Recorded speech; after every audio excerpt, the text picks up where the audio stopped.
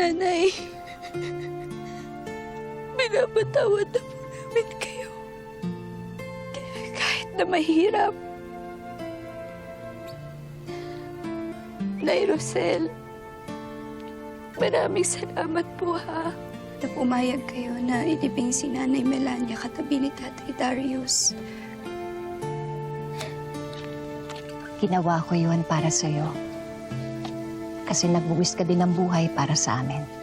Kulang pa po yun sa lahat ng kasamaan na ginawa ko sa inyo.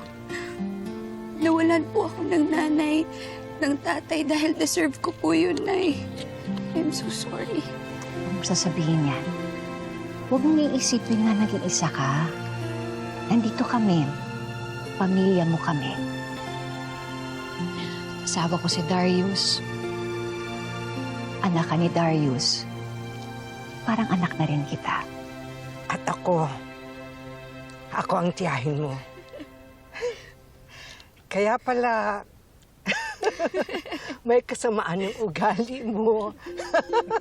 Kasi nagmana ka sa akin. Akalain mo, gigil na gigil ako sa'yo. Yun pala, tayong dalawa ang magkadugo.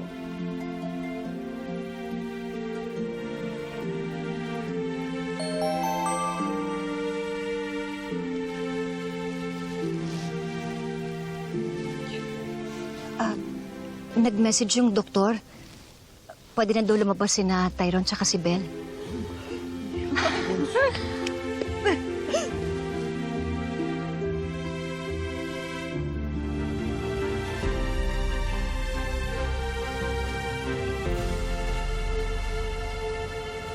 What are you two doing here?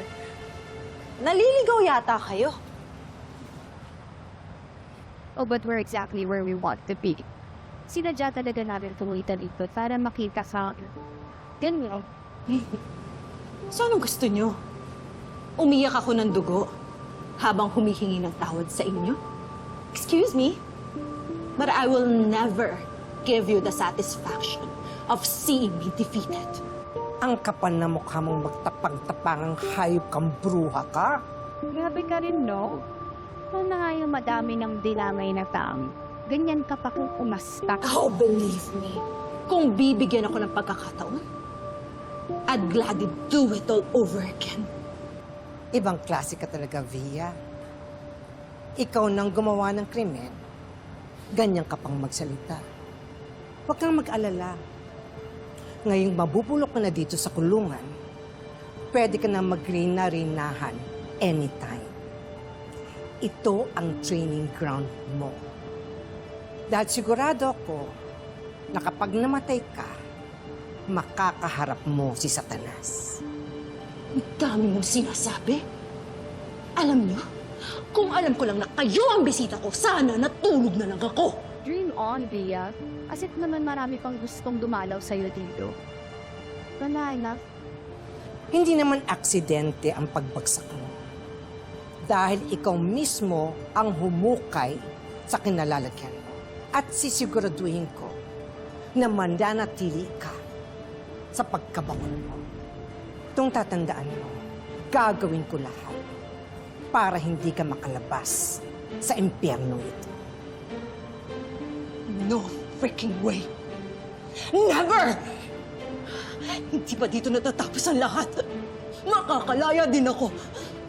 And when I get out of this hellhole, you better brace yourself because you're the first person I'm coming after. Matulog ka na lang. Tama ka. Pwedeng mangyari yun. Pero, hanggang panaginip na lang. Kahit kailan, hindi mo na matitikman ang tunay na kalayaan. Dahil ikaw mismo ang gumawa nito sa sarili mo. Dahil ikaw mismo ang pumatay sa pagkakataong iyon. Simula ng pairalin mo ang kasakiman mo. Umalis na kayo dito! Umalis na kayo! Paalisin niyo na yung mga yan! Umalis na kayo dito! Huwag na kayong bumalik! Umalis na kayo!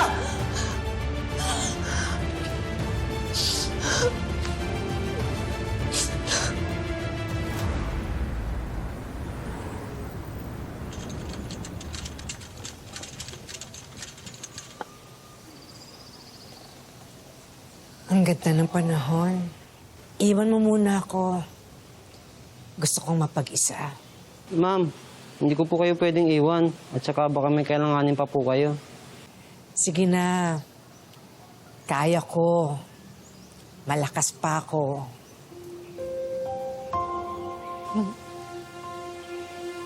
Kim, ako na to.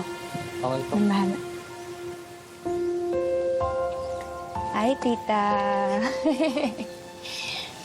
Of course naman. You're strong. And I am so proud of you. Tignan mo naman, oh. Ilang beses ka na nagpakimo, pero ang ganda mo pa rin. At alam mo ba, dahil parehas tayong maganda, di ba? Alam ko kung ano pa yung mas makakapagpa-fresh sa'yo. Excited ka na ba? Ano pa yan, Tali, ha? Ready?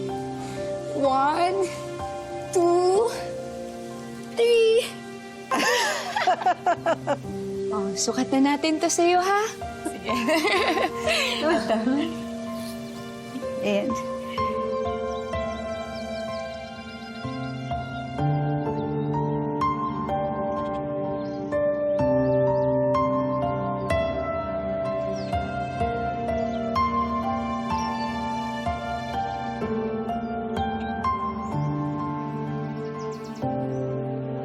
Ayan.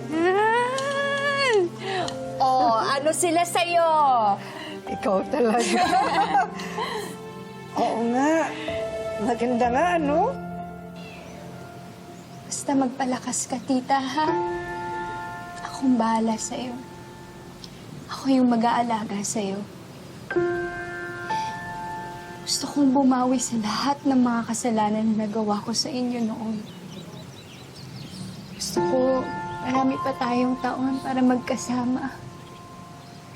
Kasi diba nung nalaman ko na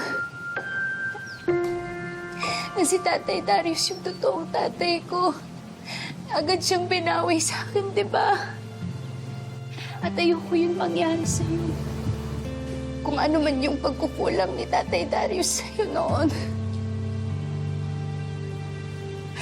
Ako yung pupuno nun. Kasi alam ko, tita, na yun din yung gusto niyang mangyari. Alam kong magiging masaya siya doon. Tita, gusto kong makita na lumakas ka. Gusto kong magkasama pa tayo.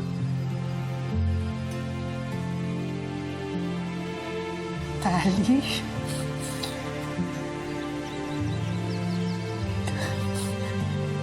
Salamat.